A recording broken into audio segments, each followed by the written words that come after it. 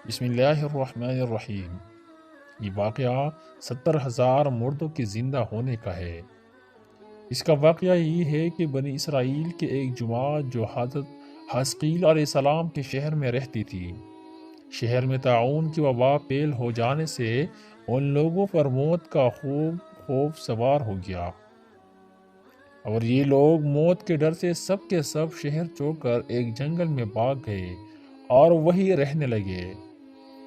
تو اللہ تعالیٰ کو ان لوگوں کی یہ حرکت بہت زیادہ ناپسند ہوئی، چنانچہ اللہ تعالیٰ نے ایک عذاب کی فرشتے کو اس جنگل میں بھیج دیا، جس نے ایک پہاڑ کے آڑ میں چھپ کر اور چیخ مار کر بلند آواز سے یہ کہہ دیا کہ موتبا یعنی تم سب مر جاؤ۔ اور اس مہیب اور بھیانک چیخ کو سن کر بغیر کسی بیماری کی بالکل اچانک یہ سب کے سب مر گئے، جن کی تعداد 70,000 تھی۔ ان مردوں کی تعداد اس قدر زیادہ تھی کہ لوگ ان کے کفن و دفن کا کوئی انتظام نہیں کر سکے، اور ان مردوں کی لاشیں کھلے میدان میں بے گور اور کفن 8 دن تک پڑی پڑی سڑنے لگی،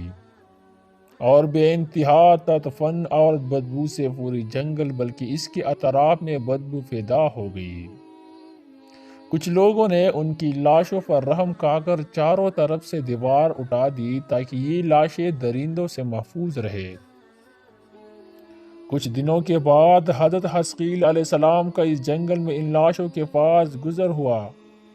تو اپنی قوم کے 70,000 انسانوں کی اس موت ناگہانی اور بے غور و کفن لاشوں کی پروانی دیکھ کر رنج و غم سے ان کا دل بھر گیا۔ اب دیدہ ہو گئے اور باری تعالیٰ کی دربار میں دکھ بری دل سے گڑ گڑا کر دعا مانگنے لگے کہ یا اللہ، یہ میری قوم کے افراد تھے جو اپنی نادانی سے یہ غلطی کر بیٹھے کہ موت کے ڈر سے شہر چھوڑ کر جنگل میں آ گئے۔ یہ سب میرے شہر کے باشندے ہیں، ان لوگوں سے مجھے انس تھا، اور یہ لوگ میرے دکھ سکھ کے شریک تھے۔ افسوس کہ میری قوم ہلاک ہو گئی اور میں بالکل اکیلا رہ گیا۔ اے میرے رب، یہ وہ قوم تھی جو تیری حمد کرتی تھی اور تیری توحید کا اعلان کرتی تھی اور تیری گبرائی کا خطبہ پڑھتی تھی۔ آپ بڑے سوز دل کے ساتھ دعا میں مشغول تھے کہ اچانک آپ پر یہ وحی اتر پڑی کہ اے حزقیل، آپ ان بکھری ہوئی ہڈیوں سے فرما دیجیے کہ اے ہڈیوں، بے شک اللہ تعالیٰ تم کو حکم فرماتا ہے کہ تم اکٹھے ہو جاؤ۔ یہ سن کر بکھری ہوئی ہڈیوں میں حرکت پیدا ہوئی اور ہر آدمی کی ہڈیاں جمع ہو کر ہڈیوں کے ڈھانچے بن گئے۔ پھر یہ وحی آئی کہ اے حزقیل، آپ فرما دیجئے کہ اے ہڈیوں، تم کو اللہ کا یہ حکم ہے کہ تم گوشت پہن لو۔ یہ کلام سنتے ہی فوراً ہڈیوں کے ڈھانچوں پر گوشت پوش چڑھ گئی۔ پھر تیسری بار یہ وحی نازل ہوئی، اے حزقیل، آپ یہ کہہ دو کہ اے مردو، خدا کے حکم سے تم سب اٹھ کر کھڑے ہو جاؤ۔ چنانچہ آپ نے یہ فرما دیا تو آپ کی زبان سے یہ جملہ نکلتے ہی 70,000 لاشیں دم زدن میں ناگہا یہ پڑھتے ہوئے کھڑی ہو گئی کہ سبحانک اللہم و بحمدک لا الہ الا انت۔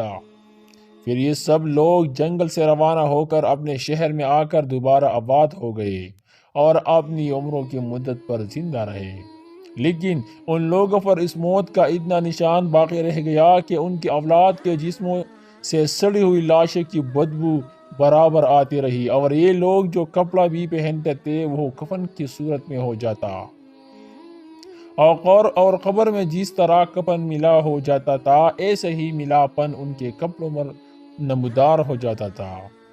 چنانچہ یہ اثرات آج تک ان یہودیوں میں پائے جاتے ہیں جو ان لوگوں کی نسل سے باقی رہ گئے ہیں۔ یہ عجیب و غریب واقعہ قرآن مجید کے سورہ بقرہ میں خداوند قدوس نے اس طرح بیان فرمایا کہ اے محبوب، کیا تم نے نہ دیکھا تھا انہیں جو اپنے گھروں سے نکلے اور وہ ہزاروں تھے، موت کے ڈر سے تو اللہ نے ان سے فرمایا مر جاؤ، پھر انہیں زندہ فرما دیا۔ بے شک اللہ لوگوں پر فضل کرنے والا ہے، مگر اکثر لوگ ناشکرے ہیں۔ اس واقعے سے ہم یہ سبق لیتے ہیں،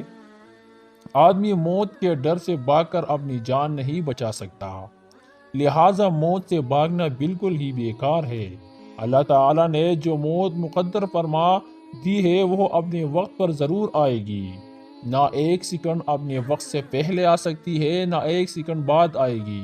لہٰذا بندوں کو لازم ہے کہ رضا الہی پر راضی رہ کر صابر و شاکر رہے، اور خواہ کتنی ہی وبا پھیلے یا گمسان کا رن پڑے، اطمینان و سکون کا دامن اپنے ہاتھ سے نہ چھوڑے، اور یہ یقین رکھے کہ جب تک میری موت نہیں آتی مجھے کوئی نہیں مار سکتا اور نہ میں مر سکتا ہوں، اور جب میری موت آ جائے گی تو میں کچھ بھی کروں، کہیں بھی چلا جاؤں، بھاگ جاؤں یا ڈٹ کر کھڑا رہوں، میں کسی